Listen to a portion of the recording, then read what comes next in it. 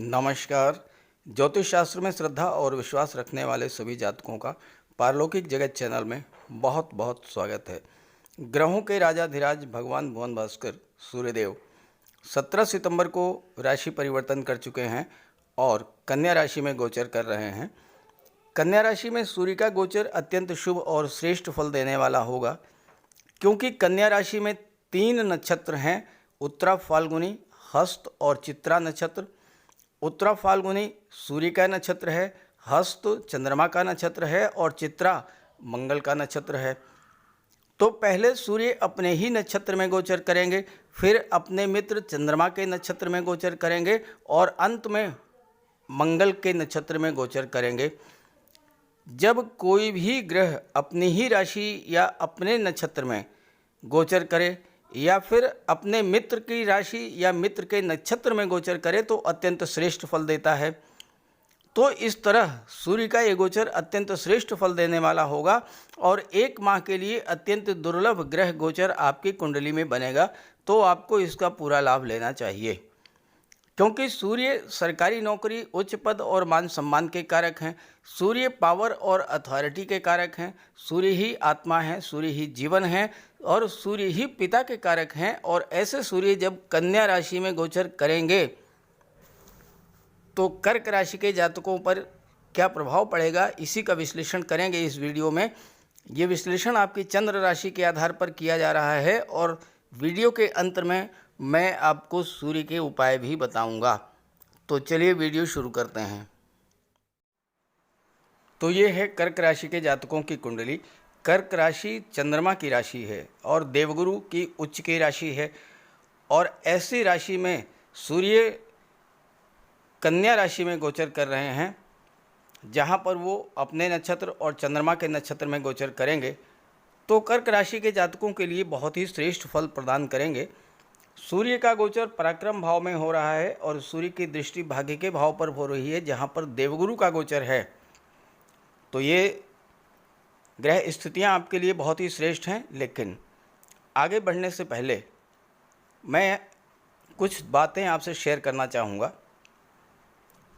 17 सितंबर से पहले महीने में, यानी पिछले 1 माह से आपके जीवन में क्या कुछ घटित हो रहा था, क्या क्या परेशानियां आपको आ रही थी, क्या क्या समस्याएं आपके जीवन में आ रही थी, पहले इस पर चर्चा कर लेते हैं। और ये समस्याएं क्यों आ रही थी, इसकी क्या वजह थी, इस पर बात कर लेते हैं। देखिए, सूर्य का गोचर 17 अगस्त से 17 सितंबर तक अपनी ही राशि सिंह राशि में था और सूर्य कुंडली के द्वितीय भाव में गोचर कर रहे थे। सूर्य अपनी ही राशि में जब गोचर करते हैं तो अत्यंत श्रेष्ठ फल देते हैं। तो आपको सूर्य के अत्यंत श्रेष्ठ फल मिलने चाहिए थे, लेकिन ऐसा नहीं हुआ। और इसकी वजह क्या रही? इसकी वजह ये रही कि राहु की दृष्टि सूर्य पर पड़ रही है। राहु की दृष्टि सूर्य पर पड़ने से सूर्य पीड़ित हुए। और जैसा मैंने आपको पिछले वीडियोज़ में बताया है कि अगर ग्रहों के राजा ही पीड़ित हों तो जो उनके मित्र ग्रह हैं वो भी पीड़ित होंगे। तो सूर्य के पीड़ित होने से बुध भी पीड़ित हुए और देवगुरु और मंगल भी पीड़ित हुए, साथ ही साथ शनि भी प्रभावित हुए। तो इसका असर आपके जीवन पर क्या पड़ा? आपके जीवन पर असर ये पड़ा होगा कि सूर्य चूंकि धन के भाव में गोचर कर रहे हैं तो धन के संचय में बहुत बड़ी समस्या आई होगी। धन रुका नहीं होगा। बुध विदेश भाव में है, विदेश से पैसा आपको मिला होगा, लेकिन वो पैसा खर्च हो गया होगा। कहाँ पर खर्च हुआ होगा? तो चूंकि विदेश भाव अस्पताल और न्यायपालिका का होता है, आपका पैसा बीमारियों पर खर्च हुआ होगा, अस्पताल पर खर्च हुआ होगा, कोर्ट कचहरी के किसी मामलों में खर्च हुआ होगा। और चूंकि सूर्य की दृष्टि अष्टम भाव पर पड़ रही, अष्टम भाव के स्वामी शनि हैं, शनि और सूर्य में शत्रुता के संबंध हैं, तो अचानक से कोई अशुभ घटना आपके जीवन में घटित हुई होगी। और चूंकि सप्तम भाव में शनि का गोचर है, शनि भी वक्री हैं, तो दाम्पत्य सुखों में कमी आई होगी। अचानक से छोटी छोटी बातों ने तूल पकड़ लिया होगा। पारिवारिक जीवन में कलह और तनाव की स्थिति बनी होगी। सूर्य शासन प्रशासन सरकारी नौकरी के कारक हैं और छात्रों के लिए भी ये समय अच्छा नहीं रहा होगा, क्योंकि राहु मन में भ्रम पैदा कर देते हैं। पढ़ाई में मन नहीं लगा होगा। आप अपने सब्जेक्ट पर फोकस नहीं कर पाए होंगे। मन में भटकाव की स्थिति बनी रही होगी। छात्रों के लिए पिछला एक महीना बिल्कुल भी अच्छा नहीं रहा होगा। सबसे बड़ी बात, कैरियर को लेकर के आपके मन में अनिर्णय की स्थिति बनी होगी, क्योंकि राहु दशम भाव में गोचर कर रहे हैं। लेकिन सूर्य के राशि परिवर्तन करते ही ये सारी स्थितियां जो हैं वो आपके जीवन में बदल जाएंगी।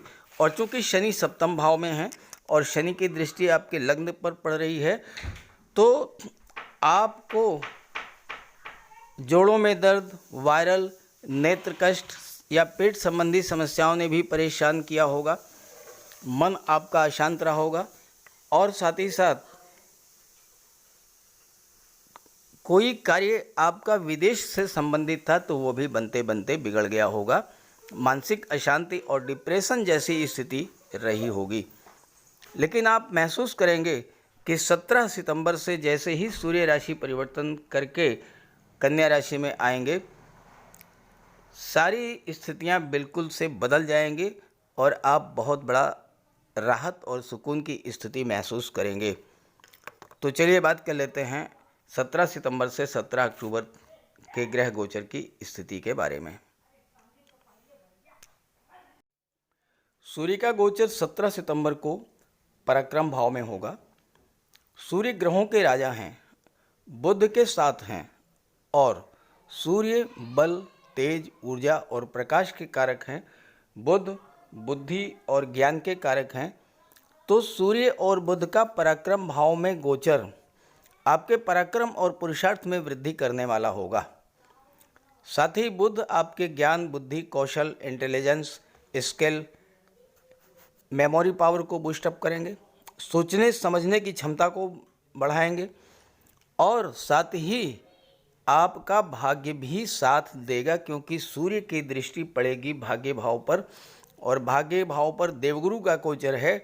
देवगुरु और सूर्य का समसप्तक दृष्टि संबंध बनेगा, जो कि आपके लिए अत्यंत श्रेष्ठ फल देने वाला होगा, क्योंकि देवगुरु भाग्य भाव के कारक होते हैं।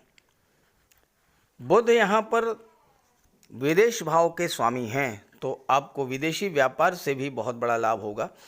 हायर एजुकेशन के लिए आप विदेश जा सकते हैं, खास करके मैनेजमेंट के क्षेत्र में, आईटी सेक्टर या कंप्यूटर के क्षेत्र में। और चूंकि सूर्य और बुध का जो योग बनता है, बुधादित्य योग, ये सरकारी नौकरी का कारक है और विदेश भाव के स्वामी हैं बुध, तो आपको किसी मल्टीनेशनल कंपनी में, किसी विदेशी कंपनी में जॉब भी मिल सकती है। छात्रों के लिए भी बहुत अच्छा रहेगा ये गोचर। जो छात्र प्रतियोगी परीक्षाओं की तैयारी कर रहे हैं, लगातार कई बार असफल होते आ रहे हैं, कभी रिटन क्वालिफाई किया तो इंटरव्यू में रह गए, कभी रिटन ही क्वालिफाई नहीं कर पाए, ऐसे सभी जातकों के पराक्रम, पुरुषार्थ और ज्ञान में वृद्धि होने के कारण और भाग्य का भी साथ मिलने के कारण प्रतियोगी परीक्षाओं में सफलता भी मिलेगी, क्योंकि छठे भाव के स्वामी देवगुरु हैं, जो कि भाग्य भाव में बैठे हैं। छठा भाव कंपटीशंस का होता है। सूर्य और बुध का बुधादित्य योग सरकारी नौकरी का प्रबल कारक होता है और चूंकि बुध 12वें भाव के स्वामी हैं, तो विदेशी कंपनीज में भी आपको जॉब मिलने का योग बन रहा है इस गोचर काल में। सूर्य मान सम्मान, पद प्रतिष्ठा और प्रमोशन के कारक है। अगर आपका प्रमोशन ड्यू था, नहीं हो रहा था, तो अब आपका प्रमोशन भी हो जाएगा। सूर्य उच्च पद के कारक हैं, तो उच्च पद तो मिलेगा ही, कोई बहुत ही महत्वपूर्ण जिम्मेदारी का पद आपको सौंपा जा सकता है, जिससे आपके मान सम्मान में वृद्धि होगी और धन भी आएगा। तीसरा भाव यात्राओं का होता है, तो आपका ट्रांसफ़र भी हो सकता है, लेकिन वो ट्रांसफ़र आपको मनचाही जगह पर होगा, क्योंकि भाग्य आपका साथ दे रहा है। जो जातक लगातार यात्राएं करते रहते हैं, जैसे मार्केटिंग का कार्य है या मेडिकल रिप्रेजेंटेटिव का कार्य है, ऐसे जातकों को भी इस गोचर से बहुत बड़ा लाभ मिलेगा। कार्य क्षेत्र में स्थितियां अनुकूल रहेंगी। सूर्य आपकी नेतृत्व क्षमता में वृद्धि करेंगे और आप टीम लीडर के रूप में सफलता अर्जित करेंगे। आपको कोई नया प्रोजेक्ट मिल सकता है। व्यापार के क्षेत्र में नई शुरुआत कर सकते हैं। शेयर मार्केट और पूंजी निवेश और करेंसी के कार्यों में भी आपको सफलता और धन मिलेगी। ये तो हुआ सूर्य का प्रभाव। यहाँ पर बुध भी गोचर कर रहे हैं, तो बुध के 3rd हाउस में के प्रभाव के बारे में भी चर्चा करना आवश्यक है। बुध का गोचर अपनी ही राशि कन्या राशि में है और स्वराशि में बुध भी बहुत अच्छा रिजल्ट देते हैं। 3rd हाउस में बुध आपके अंदर नए नए आइडियाज़ को जन्म लेंगे। बहुत ही इंटेलिजेंट और इनोवेटिव आइडिया आपके मन में आएंगे। चूँकि बुध आईटी सेक्टर, कंप्यूटर और कम्युनिकेशन के कारक हैं, मैनेजमेंट के कारक हैं, तो आपको इन सभी क्षेत्रों में बहुत कुछ नया करने को मिलेगा। 3रे भाव में बुध आपको मनी मैनेजमेंट में भी पारंगत बना देंगे।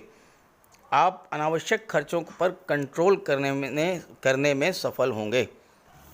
अभी तक आप बढ़ते हुए खर्चों से परेशान थे, बचत नहीं हो रही थी, तो अब धन की बचत शुरू हो जाएगी। विदेश से पैसा आएगा, चूँकि विदेश भाव के स्वामी बुध हैं और सूर्य धन भाव के स्वामी होकर के पराक्रम भाव में गोचर कर रहे हैं, तो आप अपने पराक्रम, साहस और भाग्य के बल पर धन तो अर्जित करेंगे ही, धन का संचय भी करेंगे।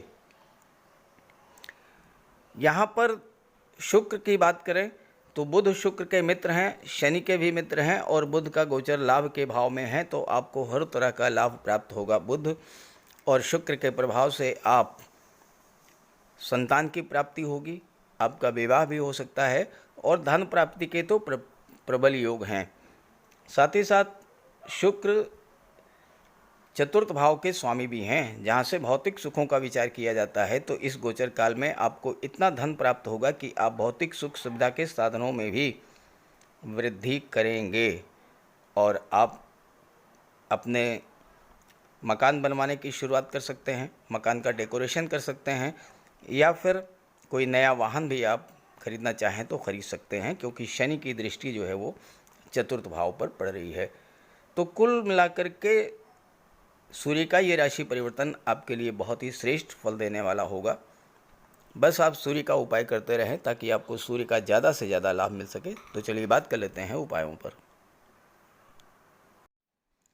अगर अभी तक आपने सूर्य देव का उपाय नहीं किया है तो अवश्य कीजिए। सूर्य देव की आराधना करें। खास करके छात्रों को या जो कॉम्पिटिटिव एग्ज़ाम्स की तैयारी कर रहे हैं, उन्हें तो सूर्य के उपाय अवश्य करने चाहिए। सूर्य आत्मा के कारक हैं। इस पृथ्वी पर सूर्य के कारण ही जीवन है और सूर्य की ही ऊर्जा, प्रकाश और ऊष्मा से हम कार्य करने में सक्षम होते हैं।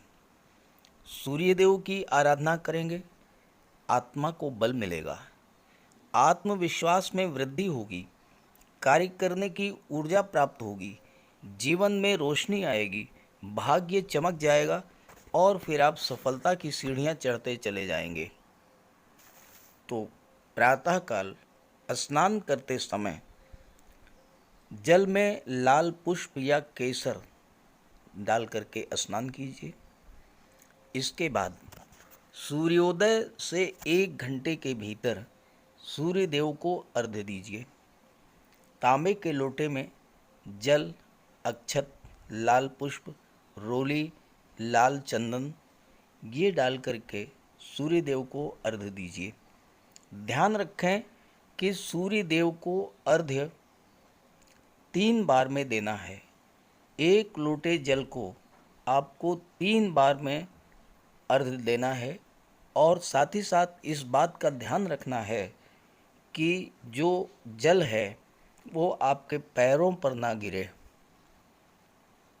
इसके बाद गायत्री मंत्र का जाप करें, आदित्य हृदय स्तोत्र का पाठ करें। छात्रों को तो सूर्य का ये उपाय नियमित रूप से करना चाहिए, क्योंकि सूर्य ही सरकारी नौकरी के कारक हैं और आज के युग में हर छात्र का सपना होता है कि वो आईएएस बने, आईपीएस बने या शासन प्रशासन में उच्च पदस्थ अधिकारी बने, और सूर्य इन सब के कारक होते हैं। सूर्य पिता के कारक हैं। पिता का सम्मान कीजिए, उनकी सेवा कीजिए, उनके मार्गदर्शन में आगे बढ़िए। यदि किसी तरह का कोई विवाद भी है तो उसे भुला दीजिए और उन्हें किसी तरह का कष्ट तो बिल्कुल न दें। इससे सूर्यदेव को बल मिलेगा। सूर्यदेव को बल प्राप्त हो, इसके लिए रविवार को नमक का सेवन न करें। दलिया, दूध, दही, गुड़, गेहूं की रोटी, इन सब का प्रयोग करें। रविवार के दिन सूर्यदेव को अर्घ्य देने के बाद एक तांबे की अंगूठी या तांबे का छल्ला ये धारण करें, और जितनी आपकी क्षमता या सामर्थ्य हो यथाशक्ति लाल वस्त्र, गुड़, गेहूं, मसूर की दाल या तांबे का दान करें। गौ माता की सेवा करें, उन्हें रोटी दें, चींटियों को चीनी दें, मछलियों को आटे की गोली खिलाएं। ध्यान रखें कि जो भी उपाय करें यो पूरे मन से करें। उपाय करते समय सूर्यदेव का ध्यान करें और साथ ही साथ अहंकार और क्रोध इनसे दूर रहें। आप ये उपाय करके देखिए, जीवन में इतना बड़ा परिवर्तन आएगा कि आप कल्पना नहीं कर सकते। तो मेरी बात से सहमत हों तो उपाय शुरू कर दीजिए, और वीडियो अच्छा लगा हो तो अपने साथियों को, मित्रों को भी ज़रूर शेयर कर दीजिएगा। नमस्कार।